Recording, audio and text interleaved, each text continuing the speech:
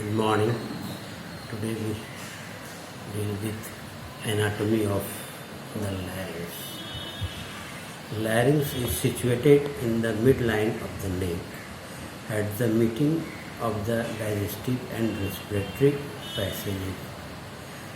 It lies in the front of the laryngopharynx from the level of third to the sixth cervical vertebrae. It consists of framework of cartilages connected by ligament and membranes, lined by mucous membrane and moved by muscles. The male larynx increases in size at puberty. All the cartilages enlarge and the projection of the thyroid cartilage produces the Adam's apple. The hyoid bone is a structure pertaining to the tongue. Laryngeal cartilages. There are two types: unpaired cartilage and paired cartilage. In unpaired cartilage, three cartilages are thyroid cartilage, cricoid cartilage and cartilage of epiglottis. In paired cartilage, arytenoid cartilage, corniculate cartilage, also known as cartilage of Santorini, cuneiform cartilage or cartilage of Wisberg. Thyroid cartilage, the largest. It is divided in two halves. Each half consists of ala or lamina, superior cornu and inferior cornu. Ala, an almost a square plate of cartilage. It begins to ossify at age of 25 and ossification completed and it converted into bone by the age of 65. The two ala meet in midline for forming an angle of 90 degree in male and 120 degree in woman. Point of junction of the upper border of ala is indented by V-shaped thyroid notch. Superior cornu arises from the posterior superior angle of the ala. Inferior cornu arises from the posterior inferior angle of the ala.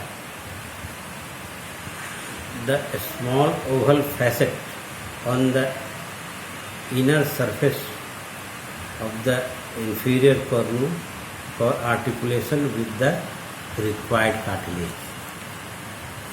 Cricoid cartilage, thicker and stronger than thyroid cartilage. It resembles a signet ring, narrow in front, broad behind. Ossification begins at 30 years and completed by 65 years. It has two parts, lamina and second is arch. Lamina lie posteriorly. This flat and quadrate in shape. There is a smooth oval facet on each side of the upper border of the lamina for articulation with arytenoid cartilage. Arch. Anteriorly, there is a rounded facet on each side at the junction of the arch with the lamina for articulation with the inferior cornu of the thyroid. Cartilage of epiglottis rises up behind the tongue. It is leaf-like thin sheet of elastic fibrocartilage. The stem directed downwards is long, thin and attached to the posterior surface of the thyroid ala. At their junction, the preborder is directed upward. It broad and rounded from side to side. Arytenoid cartilage, they are pyramid in shape. It has 5 surfaces.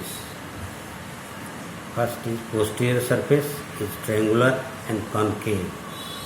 Anterolateral surface convex.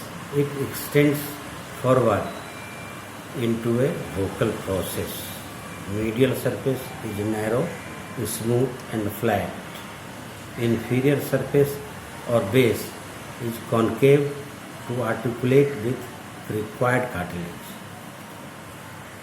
Apex curves backward to articulate with the corniculate cartilage. Corniculate cartilage, they are small. They articulate with apices of the arytenoid cartilage. Cuneiform cartilages, these are small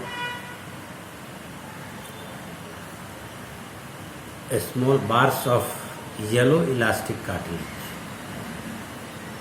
There is one in each epiglottic fold, where it acts as a passive prop. They do not articulate with any other cartilage. Laryngeal joints, the 2 important joints. First is cricothyroid, second is cricoarytenoid. Cricothyroid joint between the inferior cornu of the thyroid and the facet on the cricoid cartilage at the junction of arch and lamina. It is synovial joint with a capsular ligament. 2 movements occurs in this joint: rotation through transverse axis and gliding slightly. Thyroarytenoid joint, it is also a synovial joint with capsular ligament. 2 movements: rotation through the arytenoid on vertical axis. The vocal process moves medially and laterally. Gliding, the arytenoids moves towards or away from each other. Laryngeal ligaments and membranes of 2 types, intrinsic and extrinsic. Intrinsic, uniting the cartilages to the larynx to one another. The elastic membrane of larynx is the fibrous framework of the larynx. It lies between the laryngeal mucosa and is divided into upper and lower parts by the ventricle of the larynx. Extrinsic, uniting the cartilage to the larynx of the larynx to the skeletal structures outside the larynx. Thyroid membrane, fibroelastic tissue, median thyroid ligament, lateral thyroid ligament, cricotracheal membrane, hyoepiglottic ligament. Laryngeal muscles, these are 2 types, intrinsic and extrinsic. Intrinsic, between the laryngeal cartilage to one another, divided in 3 groups. Abductor of the vocal cords, there is only one on each side, that is posterior cricoarytenoid muscle, which opens the glottis.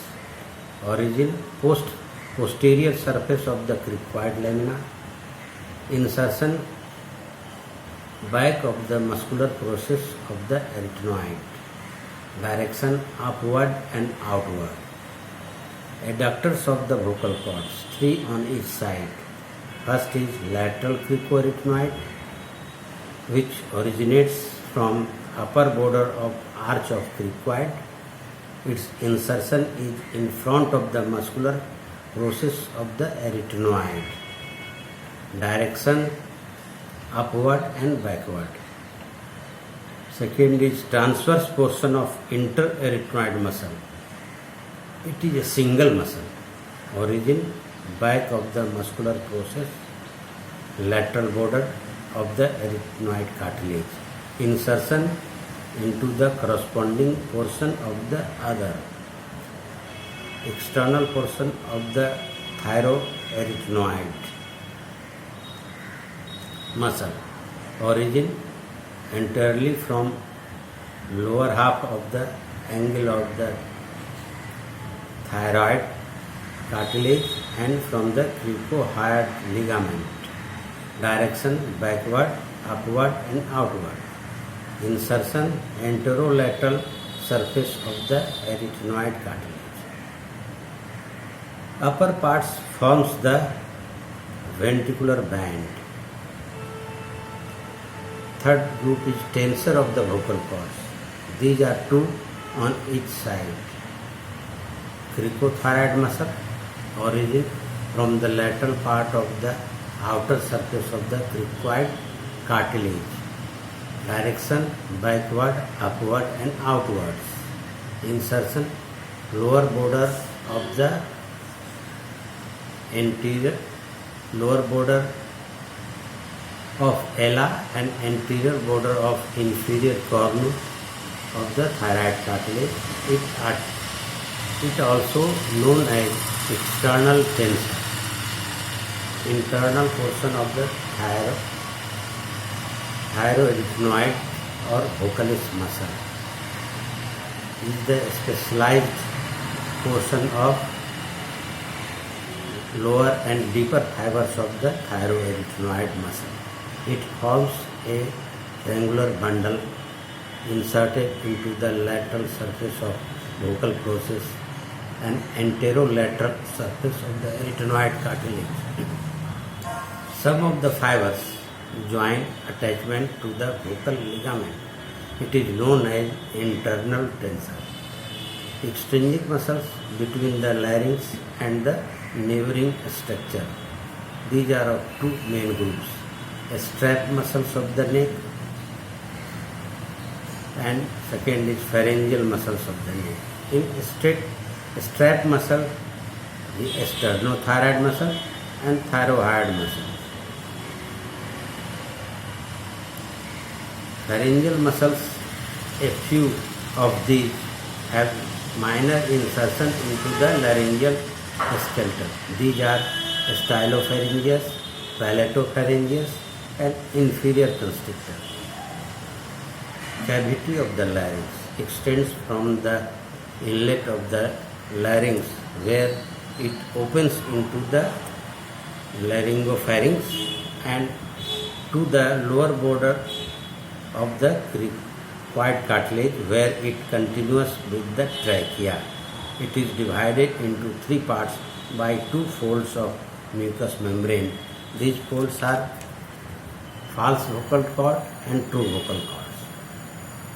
False vocal cord, these are ventricular bands formed by mucous membrane covering the ventricular ligament and upper part of the external portion of the thyroarytenoid muscle. True vocal cords projects further into the cavity than the false vocal cord and lie at the lower level. Covering epithelium is closely bound to the underlying vocal ligament and blood supply is poor, so it looks pearly white in color. The muscular folds divide the cavity into three parts. First is vestibule, second is ventricle of the larynx, third is subglottic space. Vestibule lies between the inlet and edges of the false cord. It is deeper in front than behind. It is bounded by posterior surface of the epiglottis in front, interval between arytenoid cartilage behind, inner surface of the aryepiglottic folds and upper surface of the false vocal cords. Ventricle of the larynx, a space between the false and true vocal cords. It is lined by mucous membrane and covered externally by the thyroarytenoid muscle. The saccule is a conical pouch which ascends from anterior part of the ventricle. The glottis, also known as rima glottidis, in the interval between two vocal cords in its anterior 3/5. The vocal process of the arytenoid cartilage in its posterior 2/5. Its average length in adult male is 2.5 cm. In adult female is 1.6 cm. Third, subglottic space lies between the true vocal cords and lower border of the cricoid cartilage. Mucous membrane of the larynx. This lines the whole cavity. It continues above with that of mouth and laryngopharynx and below that of trachea. It is closely attached to the walls over true vocal cords, the epiglottis and the cartilage of corniculate and cuneiform. Elsewhere loosely attached, and therefore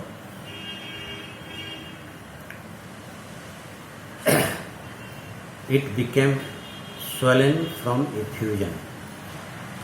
Ringed layer of connective tissue lies immediately under the epithelium of the larynx and superficial to the elastic layer. These are glands beneath and no lymph vessels in it.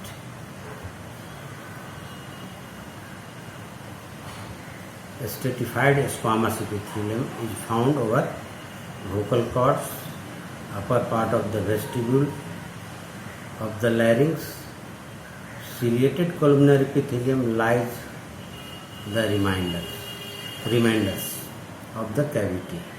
Mucous glands are plentiful in ventricle and saccule, posterior surface of the epiglottis, margins of airy epiglottic folds.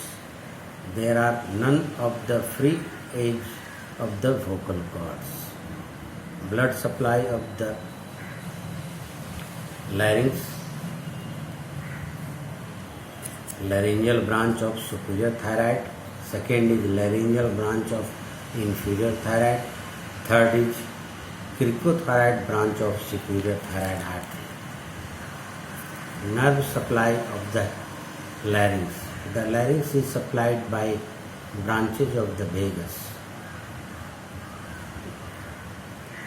Superior laryngeal nerve has two laryngeal branches. Internal branch, entirely sensory. It supplies the cavity as far down as the level of vocal cords. External branch, it is motor. It supplies the cricothyroid muscle. Recurrent or inferior laryngeal nerve has much longer curve on the left side than on right. On left side, it turns down the arch of aorta. On the right side, it turns down the subclavian artery. So, vocal cord paralysis of left side is more common than the vocal cord paralysis of right side. Immediately behind the cricothyroid joint, it then divides into anterolateral, which is motor branch, which supplies the all intrinsic muscle of the larynx except cricothyroid muscle. No fibers cross the midline, and there is no spatial differentiation between those supplying abductor and those supplying adductors. Second branch is posteromedial, which is sensory branch, which supplies cavity of the larynx below the level of vocal cords. Loop of Gallen formed by fibers which passes between the posteromedial branch of recurrent laryngeal and internal branch of superior laryngeal nerve. Lymphatic drainage of the larynx. The edges of vocal cords divides the lymphatic system into two parts. Supraglottic above the vocal cord vessels drawn into the preepiglottic nodes and upper deep cervical nodes. Subglottic below the vocal cords. Lymphatic vessels drain into prelaryngeal or pretracheal nodes and lower deep cervical nodes. The vocal cord themselves have practically no lymphatic vessels. Hence, malignant tumors limited to them do not spread readily. Functions of the larynx. Usually, there are four functions: protection of the lower air passages, phonation, respiration, and fixation of the chest. Protection of lower air passages. It is most important and is earliest one to develop phylogenetically. Several mechanisms are involved. Number one, closure of the laryngeal inlet during swallowing. The airy epiglottic folds moves towards one another and close the inlet. Closure of the glottis accompanies closure of the inlet. The normal reflex is present from time of birth. Third is cessation of respiration, automatic. The ninth cranial nerves forms the afferent pathway of the reflex, which is initiated by contact of food with the posterior wall of the pharynx and base of the tongue, when are innervated by the nerve, which are innervated by the ninth cranial nerve. Cough reflex.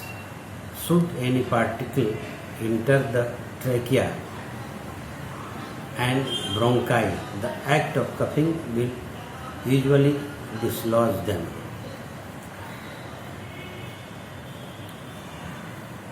Second function is phonation. Develops later in the evolution of the larynx. Voice is produced by vibration of the vocal cords